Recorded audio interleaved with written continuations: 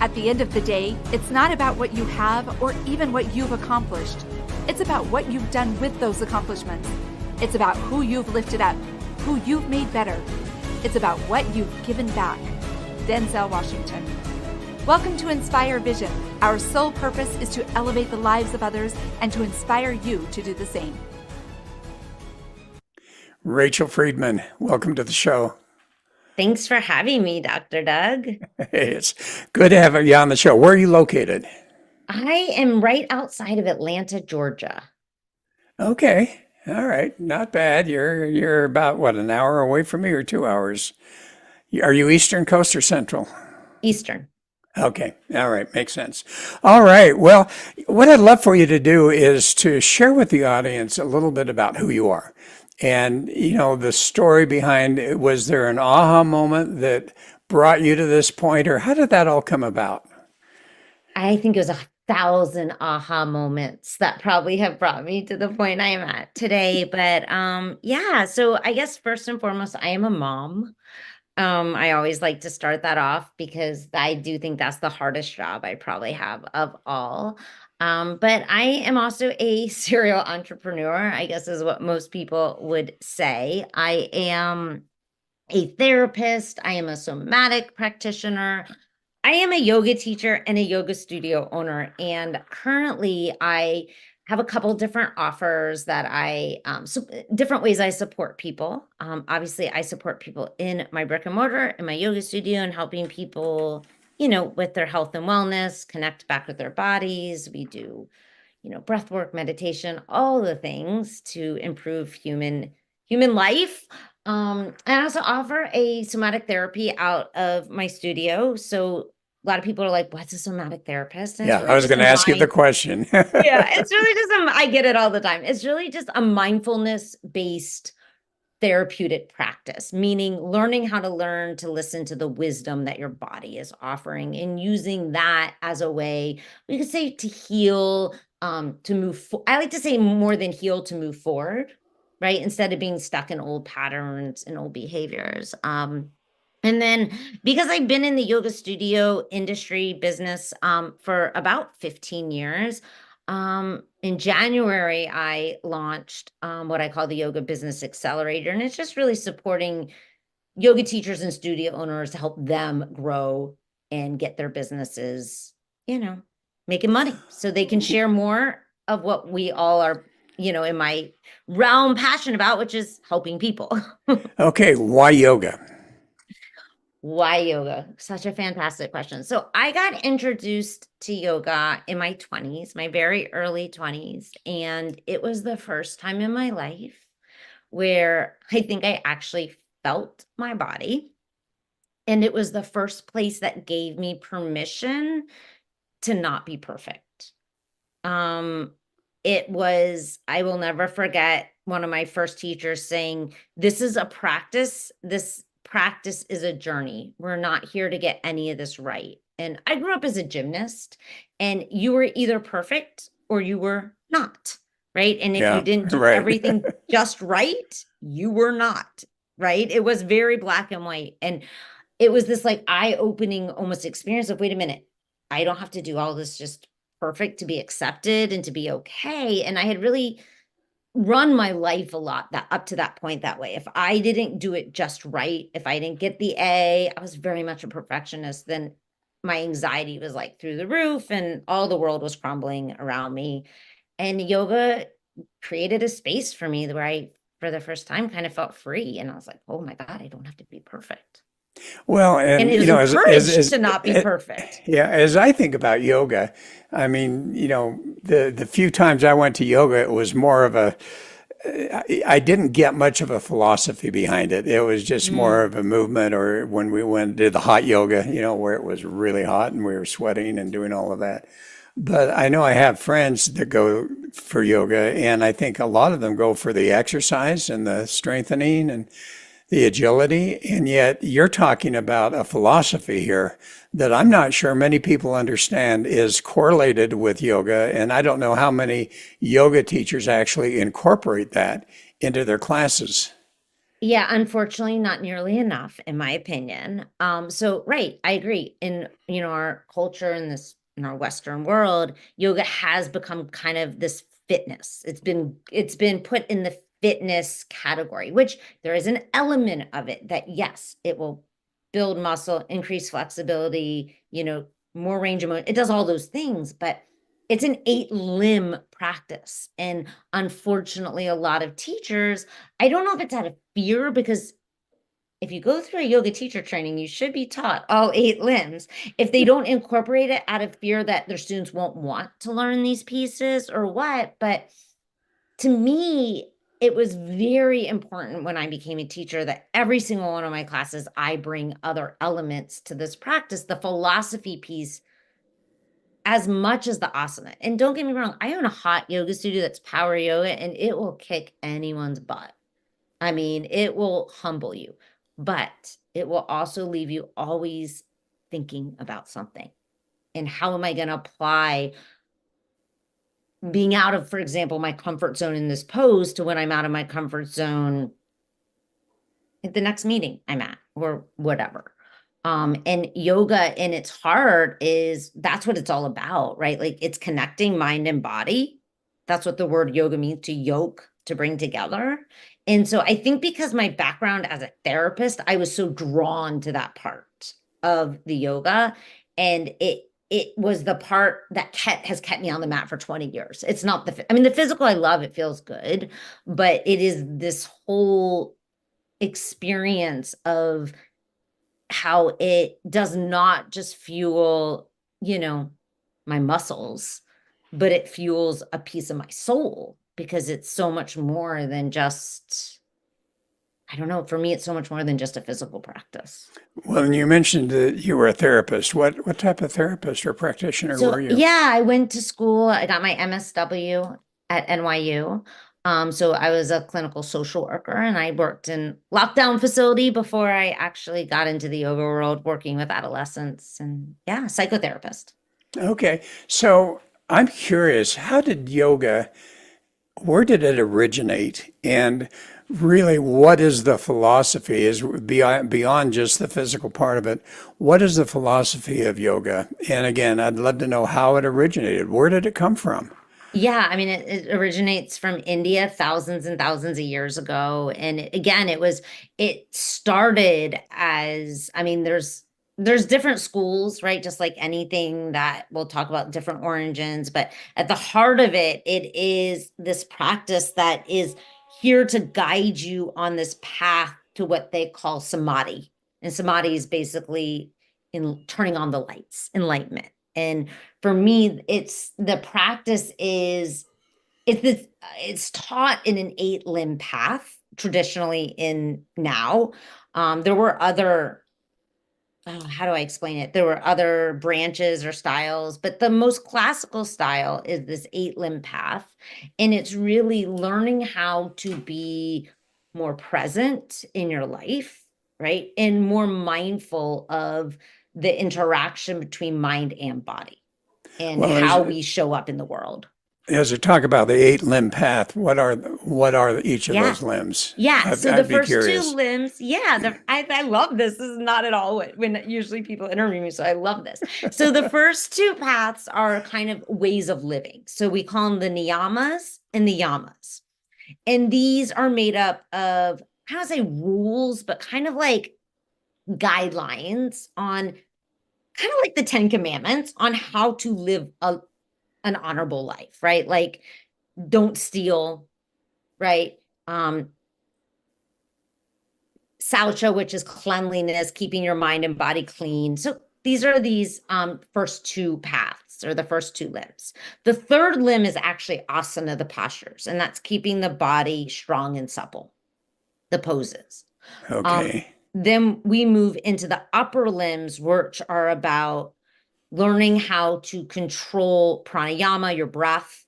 So breath work is a really huge piece of this 8 limb path. And then it's learning how to hone in on your senses, right? So being able to kind of almost disconnect from this 3D world and start to tap more internally, right? And quiet some of the chitter chatter. And then we're working towards meditation, which is where the fluctuations of the mind we're able to observe, right? And kind of step aside from them and see them, which then reaches us to this final space of what we call samadhi, which is where, they call enlightenment. And again, that last one is samadhi. What's it called? Samadhi. And what does it mean? The word samadhi means enlightenment. Enlightenment. Okay. And I just think of turning on the lights. Well, and as you talk about this, what it's reminding me of to some degree is Hinduism, Buddhism, some of those types of things. Yeah. And a lot of the origins of yoga, they do come from Buddhism, Hinduism. Like, we study, when you go through a 200-hour training, you study the Bhagavad Gita, some of these texts, right, that help to guide this path is where a lot of this originated from. Okay, so having gone through a yoga class that had none of this element to it, which makes me kind of sad, but it's okay. How do you go about incorporating this? Because your classes are what, an hour long, 2 hours long? Most of them are an hour. Saturdays and Sundays, we have 75-minute classes, but yeah, most of them are 60 minutes. Okay, so how do you incorporate these 8 limbs? Great question. In that practice. Yeah, and I'll be honest, I can't usually incorporate all 8 limbs necessarily. Well, that's not actually true. I probably could, but I don't always go to, my goal isn't always to incorporate all 8 limbs. So I start every single class with what we call an intention. So a samkopa, like what is the focus of today's practice? So for example, this past week, I've been talking about moksha. Moksha, the word moksha means liberation. And that's a huge, like at the core of what this yoga is all about, is we're trying to liberate ourselves, right? And so I will start the class and be like, okay, so this month, we're talking about moksha, and the word moksha means liberation. And then I might introduce the theme that, like, how do we really free ourselves? And a lot of how we can free ourselves is starting to be more mindful of those limiting beliefs we put on ourselves. And so notice while you're in the postures, is your mind telling you can't do it? You can't hold it any longer, right? Start to become more present to what is happening inside your mind as your body is being physically challenged. So that's one way. Literally, you just start the class with a theme, bring in a piece of yoga philosophy. From there, I'm encouraging throughout the entire practice different breathing techniques. So in our studio in hot yoga, vinyasa yoga, we use a style of breath called ujjayi breath. And it helps to regulate the nervous system. So I'm teaching that throughout the entire practice. At times, I might be talking about keep your drishti on one point, which is speaking to this idea of coming inward a little bit more, right? And spacing out from the outside world and honing in more, right?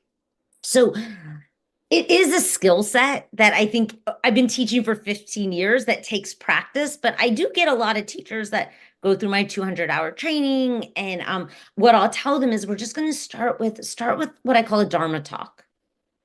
2 to 5 minutes of just introducing something that's going to give them something to think about as we're moving with the breath.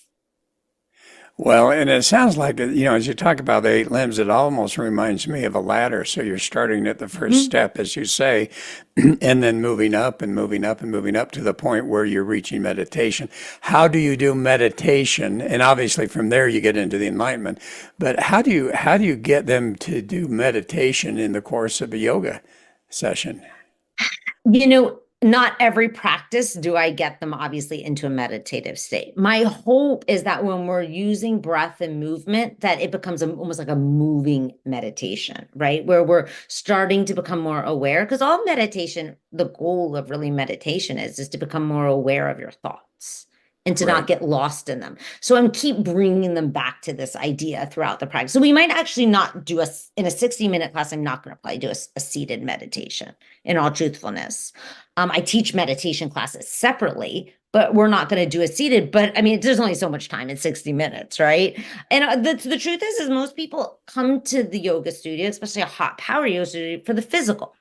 But I Yeah. just want to make sure they're leaving with more than that. Because otherwise, I'm no different than the cycle bar down the street and the Pilates studio and the spin studio. And you, as a business, it's so important to, as a brand, right, to set yourself as different. Well, and as you say though, as most people come for the physical, and that's what we were talking about a little bit. Most Yeah. people come for the physical part of it.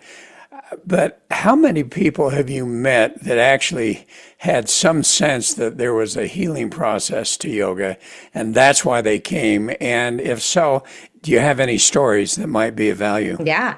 Yeah, a lot. I mean, I've had a lot of people that have come for the physical, but what keeps them coming back is the healing properties that they have found, like myself, right?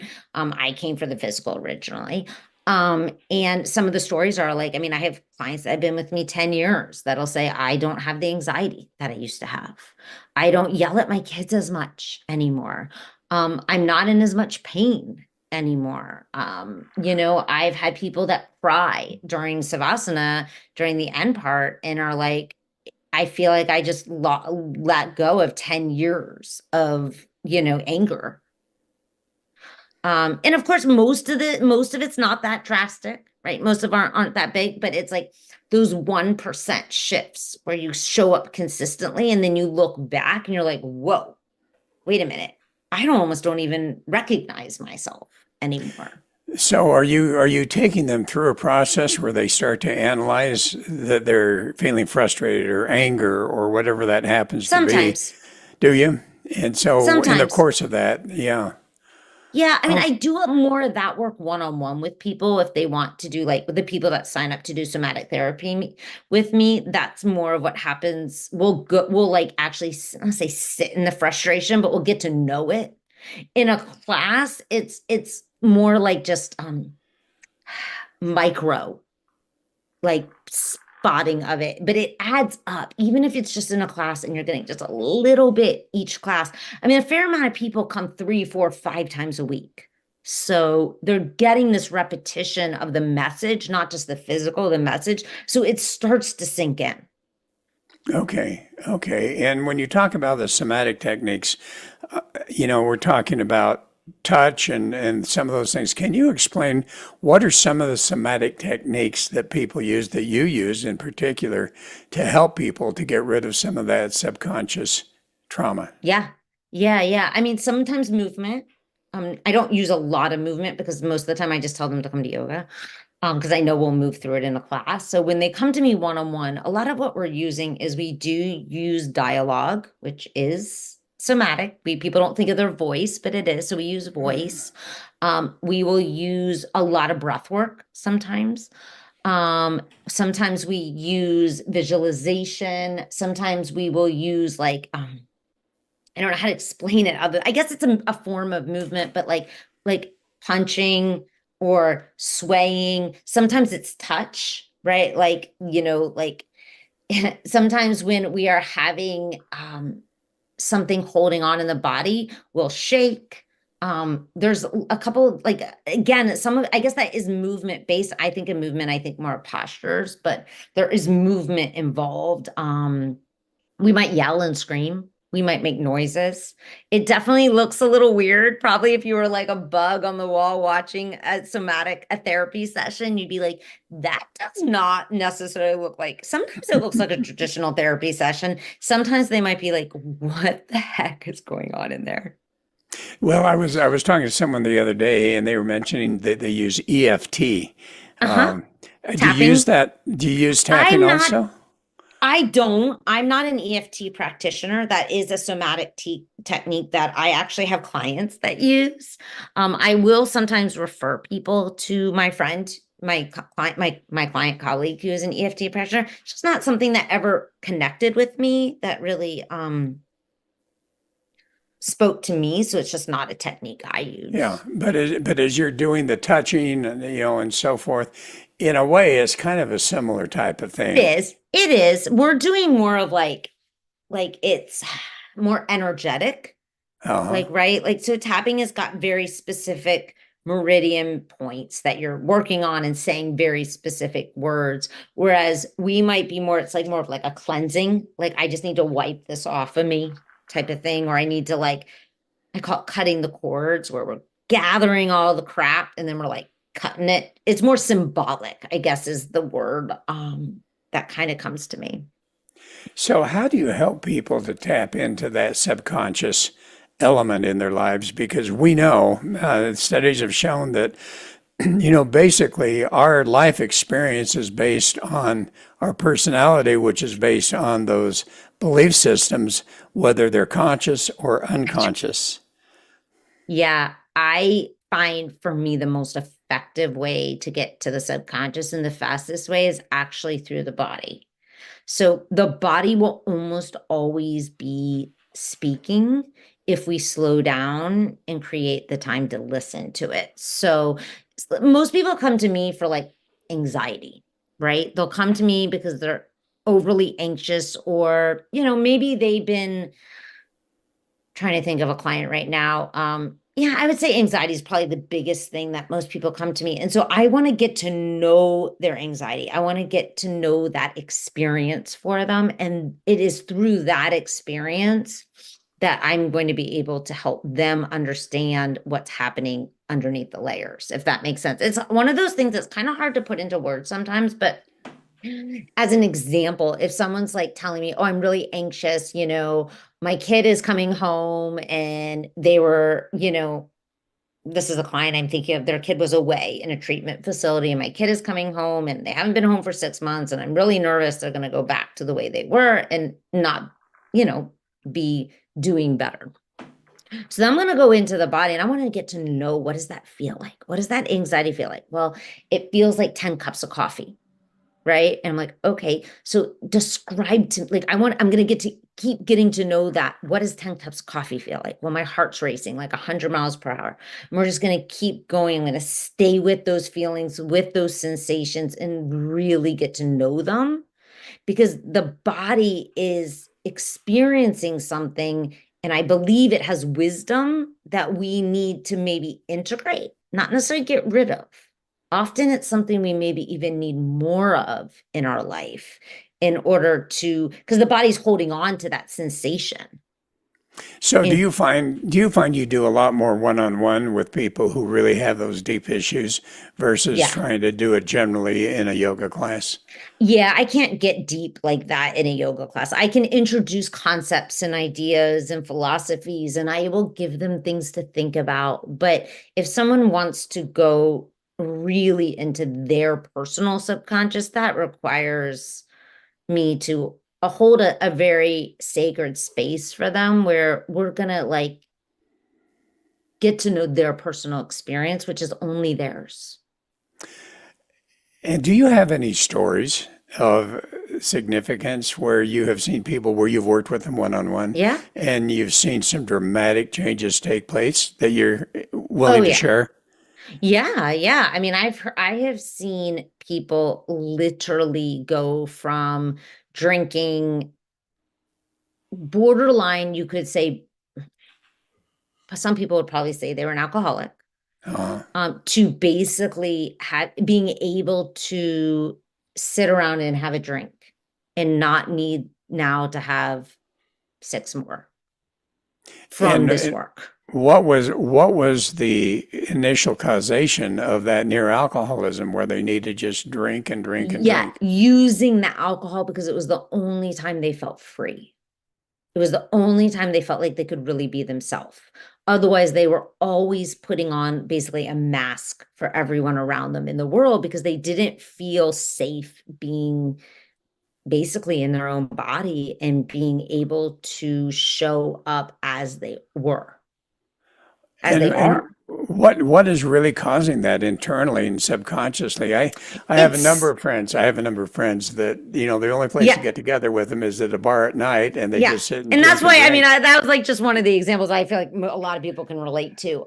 It can be different things. Like, I mean, it depends on the person. This person has had a fair amount of trauma in her life and, has lost both parents. I don't want to obviously share all of her intimate deals, but, No, I get it. yeah, I find for a lot of people, it's shame. It's shame from childhood and it's shame about that it's internalized shame. So it's things that they were once said and now they've taken it on to be their own. And it's nothing they actually need to be shameful of. So It's there's a almost a lot. piece of themselves that they have disconnected from because for whatever reason, someone told them they shouldn't be that way. So have you identified beyond just, drinking, have you identified behaviors that are counterproductive that really, if someone observes that that's what they're individually doing, that they could say to themselves, okay, I realize now that there's some subconscious stuff going on here and I really need to get some help. What are some of the other behaviors Yeah. besides, say, drinking Any alcohol? drinking, obviously drugs, shopping for a lot of women, they will disconnect by just online shopping. These days, in all truthfulness, social media makes it so easy. Like if you're scrolling all the time, my I can almost guarantee there's something under that if you're Uh, constantly absorbed in that world. Um, what are other things I've seen? Panic, anxiety, of course. It's a big one that I see a lot. This one has shown up recently in a client is apathy. Like this like not I don't want to say it's like a form of depression, but not depression where they're like not able to get up. Like she gets up, she goes to work, she's an attorney, has a great job, but under to the outside world everything looks perfect, but inside there's almost, excuse me, this lost desire of I don't even know how to describe it other than apathy, but this lost desire for like wanting more, right?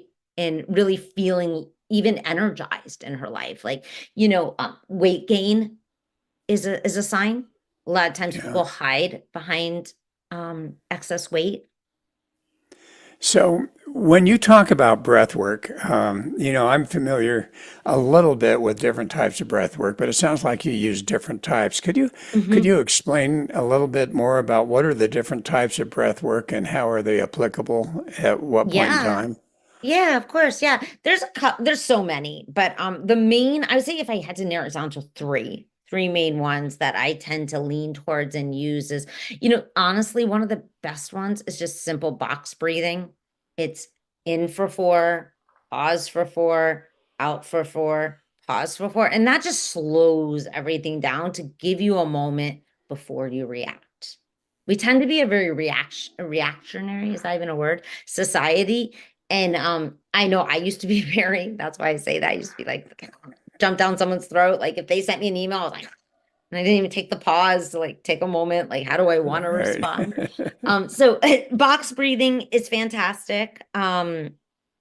A style of breath work that I use a lot personally and in my classes with clients is called Nadi Shoana. It's alternating nostril breathing. And it's to help bring balance, they say equilibrium back into the body because you're breathing up one nostril, down another nostril, and then you're circulating the breath that way. So the belief is that it brings oxygen back to the right and the left side of the brain. I personally, I don't even 100% understand it other than it works really good for me. I use that every morning just to kind of ground myself. Okay, I'm sitting here trying to figure out how to bring in one nostril, blow it out the So other I'll show nostril. you. You close it off. So you would close off. You start by Okay. closing off the right nostril and you inhale up the left nostril. And then you close off both nostrils and then you open the right nostril and exhale down the right nostril. And then you'd inhale up that same nostril, close. and then open and then exhale down. So you keep doing rounds like that. Oh, interesting. All right. So you've got the box, you've got the alternative nostril. What's the third one you were The talking about? third one is called ratio breathing, and it can get quite complex, but the most simplest version would be mean you just extend your exhale longer than your inhale. So if you breathe in for 2, breathe out for 4. And this is a really good one if anyone is listening experiences anxiety, because a lot of science has shown when we extend the exhale, it helps to take that nervous system just down a notch. So those three, have you found one is more effective for most people? No, because just like, there's no same shoe size and no exact same hair, you know, everybody's different and different things resonate with different people. And then there's probably a dozen more, but those are the three main ones my three go-tos.